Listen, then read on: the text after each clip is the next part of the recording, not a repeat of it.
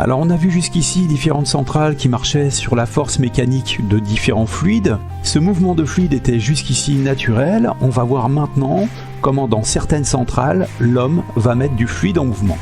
Alors c'est une chose qui va exister dans les centrales thermiques, notamment les centrales thermiques à flamme.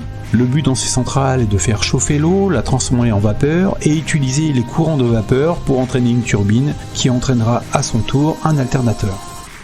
La transformation de l'eau en vapeur se fera à l'aide d'une chaudière dont le combustible sera le fioul, le gaz ou encore le charbon pulvérisé. Cette chaudière est tapissée de tubes où circulera l'eau, permettant l'échange calorifique entre la flamme et le flux hydraulique. L'eau sera ainsi chauffée à haute température, puis acheminée jusqu'à un ballon où elle se transformera en vapeur. La vapeur sous haute pression est envoyée vers la turbine, qu'elle mettra en rotation afin de produire de l'électricité. Et comme habituellement, l'énergie produite sera alors évacuée vers un transformateur afin d'élever sa tension à 225 000 ou 400 000 volts pour intégrer le réseau interconnecté français de distribution. En sortie de cette turbine, la vapeur est acheminée vers le condenseur qui, sous l'effet d'un refroidissement énergique à l'aide de l'eau des fleuves, viendra retransformer la vapeur en eau et permettra ainsi à l'eau de recommencer un nouveau cycle. Cette eau retournera à nouveau dans la chaudière afin d'être transformée à nouveau en vapeur. Le cycle de l'eau dans une centrale thermique est donc un cycle qui travaille en circuit fermé. Il existe également des centrales thermiques plus modernes, dites à cycle combiné. Elles vont gérer le mouvement d'une turbine avec de la vapeur d'eau comme sur une centrale traditionnelle, avec une particularité tout de même que je vous présente dans les vidéos qui suivent, celle de pouvoir gérer un deuxième parc de turbines. En effet, ce type de centrale va mettre en rotation une turbine à combustion, mais également une turbine à vapeur, et donc avec le même volume de combustible, on va pouvoir produire une quantité plus importante d'électricité. Dans la turbine à combustion, de l'air est envoyé vers un compresseur à haute pression, et de la même manière que le fait un turbocompresseur au sein d'un moteur thermique de voiture, l'air est propulsé dans la chambre de combustion où il se mélange avec le combustible. Le mélange air-gaz va s'enflammer et produire des gaz d'échappement qui vont faire tourner la turbine à combustion. S'agissant du reste, vous connaissez déjà, puisque comme dans toute centrale thermique, nous aurons une turbine à vapeur qui sera mise en mouvement par de l'eau mise sous pression et rendue à l'état de vapeur, puis de l'autre côté, un condenseur qui sera refroidi par l'eau du fleuve et viendra créer une dépression mettant en rotation la turbine à vapeur. Sous la force mécanique de ma turbine à combustion ainsi que de ma turbine à vapeur, un alternateur couplé à ces deux turbines viendra produire de l'électricité. Celle-ci sera acheminée jusqu'à un transformateur qui élèvera sa tension jusqu'à 225 000 ou 400 000 volts afin de rejoindre le réseau interconnecté français de distribution. Alors on va parler maintenant d'un autre type de centrale thermique, la centrale dite nucléaire. Elle va utiliser le même procédé qu'une centrale thermique traditionnelle, si ce n'est que cette fois, le combustible sera l'uranium-235 enrichi. En effet, c'est lors de sa fission que cet atome dégagera la quantité nécessaire d'énergie pour assurer le fonctionnement de la centrale nucléaire. Les atomes d'uranium-235 et 238 seront livrés sous un conditionnement particulier appelé cryon. Ce sont ces fameux crayons que vous voyez sur l'animation.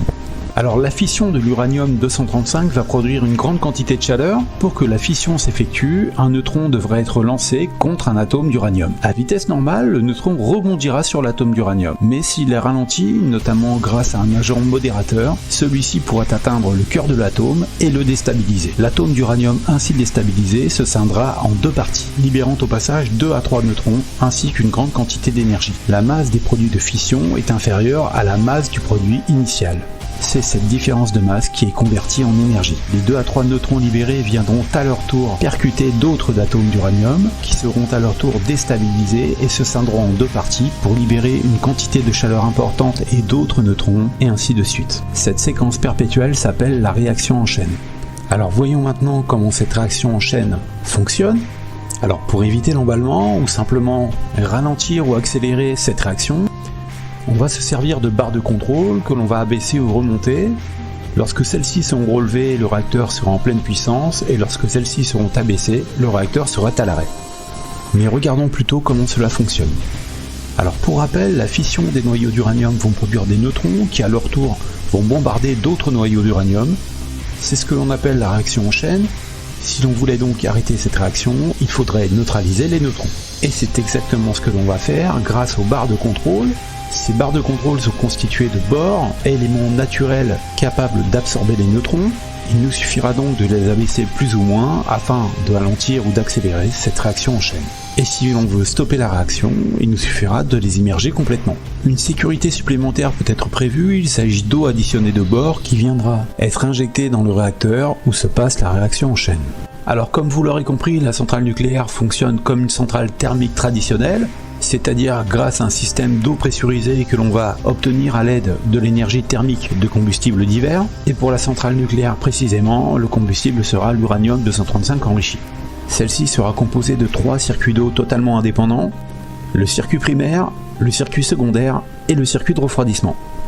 Comme nous l'avons vu précédemment, l'uranium est conditionné dans des tubes appelés cryons. Ces tubes sont placés dans une cuve en acier remplie d'eau. L'eau sera l'agent modérateur permettant aux neutrons de ne pas être trop rapides et de ne pas rebondir sur les atomes d'uranium, mais de les pénétrer et d'organiser la réaction en chaîne. Tout cet ensemble constituera ce que l'on appelle le réacteur nucléaire. Celui-ci permettra de chauffer l'eau jusqu'à 320 degrés et cette eau sous pression fera tourner les turbines à vapeur. Puis sera acheminée jusqu'au condenseur où elle retrouvera ses propriétés liquides grâce à une baisse de température énergique à l'aide d'un circuit de refroidissement alimenté par l'eau des fleuves ou l'eau des mers, mais également refroidi par d'énormes cheminées appelées aérothermes. Notre turbine à vapeur, elle, sera couplée à un alternateur qui produira l'électricité nécessaire à nos besoins. Cette électricité sera acheminée via un transformateur qui hissera sa tension jusqu'à 225 000 ou 400 000 volts afin d'intégrer le réseau interconnecté français de distribution d'électricité. Alors voilà pour les centrales dites thermiques. Il existe d'autres types de centrales que nous viendrons traiter dans une prochaine vidéo, comme les centrales éoliennes, géothermiques ou encore solaires. C'en est donc fini pour celle-ci. Merci beaucoup et à très bientôt.